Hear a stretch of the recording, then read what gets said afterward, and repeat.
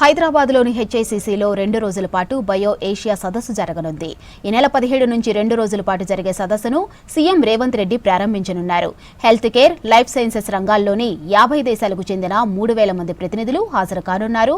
Tech, bio analyst, AI automation, biology revolution అనే theme మీద సదస్సు జరగనుంది.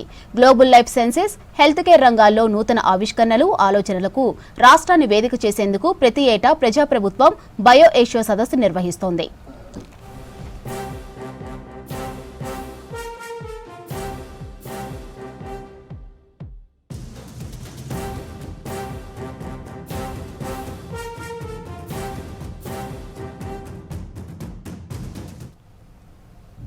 హైదరాబాద్లోని హెచ్ఐసిసిలో 2 రోజుల పాటు బయో ఏషియా సదస్సు జరగనుంది.